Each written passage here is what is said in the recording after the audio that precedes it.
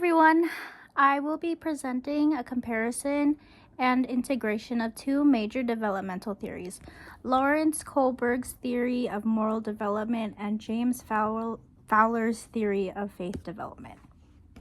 These frameworks help us understand how people grow in their thinking about right and wrong and how they make sense of life, purpose, and belief over time.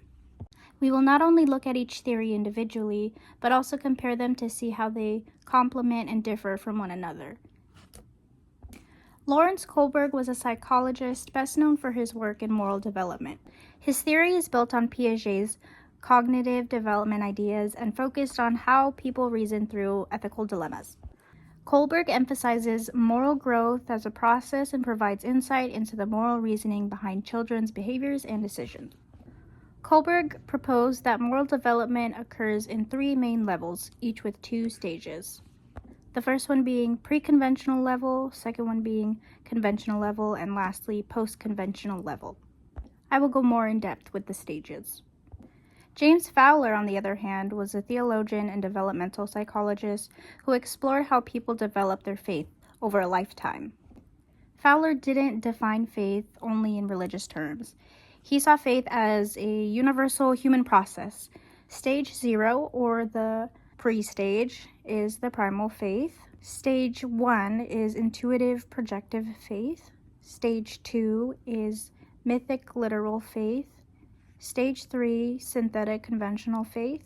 Stage 4, individuative reflective faith. Stage 5, conjunctive faith.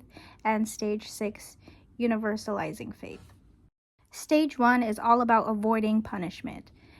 Children follow rules because they fear the consequences. Stage 2 is about self-interest, where morality is based on what benefits the individual. Kohlberg states that actions are deemed right or wrong based on rewards or punishment they elicit. Stage 1 of Fowler's theory, the intuitive projective faith, is that children's understanding is shaped by experiences and the influence of significant adults.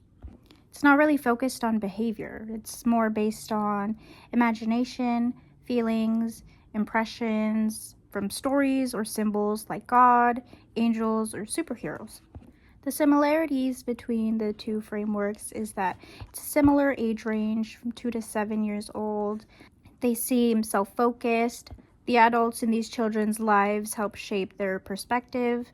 Reasoning is emotional and intuition-based rather than logic-based. And they both state that children at this stage in life are externally motivated. Some key differences that I noticed between Kohlberg and Fowler is that Kohlberg's idea is more focused on personal benefit, self-interest. Fowler's is more based on impression through storytelling, not reason. For example, in Kohlberg's pre-conventional stage, if a child wants to stay up late at night on a school night to play games, they may not do it because the action is wrong and it can lead to punishment, not because they understand or care about rules or fairness. Or if two kids are playing and sharing one toy, one kid may say, like, I'll let you play with my toy if you let me use your crayons later. That's acting morally, but the motivation is more self-benefited, not kindness or rule following. In Fowler's stage 1, intuitive projective faith, they aren't reasoning through belief, they're feeling it and projecting their imagination onto it. For example, Jonah being swallowed by the big fish. A child may think, oh my goodness, if I lie, God might send a whale to swallow me too. Children's faith is shaped by vivid images, dramatic stories, and what trusted adults say. They mix imagination, emotion, and literal understanding. Next in Kohlberg's framework is the conventional level, stages 3 and 4. Good boy, nice girl, and law and order. Stage 3 is more about being liked or accepted. So like be a good girl or be a good boy. Stage 4 is about obeying laws and maintaining social order. In Fowler's framework, we have stage 2, mythic, literal faith, and stage 3, synthetic, conventional faith. Wanting acceptance in society, and having a strong sense of justice. In stage 2, beliefs are taken literally, and actions are judged by clear-cut ideas of reward and punishment. Stage 3 is faith becoming connected to relationships, community, and what others believe. Both frameworks, again, are in similar age range.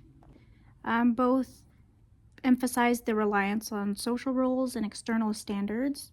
There's a desire for approval from others. Stage 1 of influenced by theory, authority, the intuitive projecting social faith, harmony, is that and children's loyalty. understanding. So authority and group norms are very influential, and faith and morality are external and socially shaped. The difference is that in Kohlberg's theory, he mentions that morality is based on governmental law and to maintain order, whereas Fowler's idea adopts the beliefs and values of their community or authority figures without critical examination. Kohlberg is more focused on ethical behavior, whereas Fowler is more focused on the belief system and personal identity within a group. Now on to the higher stages, Kohlberg stages 5 and 6. At stage 5 is when people start to see laws as flexible and that morality is about fairness and for the greater good. Stage 6 is when morality is based on universal principles and consciousness. Then we have Fowler's stage 4, 5, and 6, individuative reflective faith, conjunctive faith, and then universalizing faith. Stage 4 is when individuals begin to have their own beliefs and question what they were taught. Stage 5 is when they accept the complexity and the value of the perspective of others. And stage 6 is when they live out their faith with radical compassion and selflessness.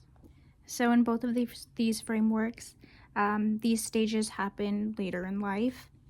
They both promote their own development of their own principles and beliefs, which is like an internal conviction, and they support personal growth and transformation.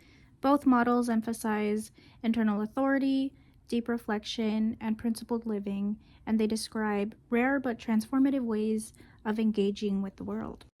In Kohlberg's model, however, it's more of a moral reasoning based on what is fair, just, and ethical. It's more grounded in logic and ethics. In Fowler's model, there's more emotional, relational, and spiritual depth to Fowler's framework. In summary, in childhood, both models emphasize obedience and external control. In adolescence to young adulthood, they crave social approval and conformity. And then later adulthood is reflection, a sense of justice, and love. In Kohlberg's model, children avoid punishment, whereas in Fowler's model, children have faith shaped by stories and emotions. Kohlberg's social behavior versus Fowler's group identity, kind of meaning just in Kohlberg's model, people just want to please others. And in Fowler's model, people just want to belong to a group. Then in the later stages, we have moral justice, which is Kohlberg's framework, versus spiritual compassion, Fowler's framework. Kohlberg is more focused on universal ethics. Fowler is more focused on living out justice and living out love. In short, Kohlberg's framework is the developmental of moral thinking, right, wrong, justice, fairness. Fowler's model is the development of faith and meaning, belief, purpose, spiritual maturity. Both, even though they have their differences, move from external influence to internal conviction. It's just their goals and content differ. Here are some questions that I have for you for open discussion. Where do you think most people remain in faith development? Personally, for me, I feel like a lot of people are stuck on stage 3 of Fowler's framework, the synthetic conventional faith, where faith becomes tied to relationships and group beliefs. I would just say that the majority of the people that I have met, religious or not religious, seem to be stuck on stage 3. I would personally want to believe that I'm at stage 5, conjunctive faith, where it becomes more complex, but I'm open to other perspectives and I accept paradox. But I am on the brink of stage 6. My next question is, how do you think social media and modern culture affect our ability to move beyond conventional stages of belief or morality? I'm excited to hear your thoughts. Thank you for listening.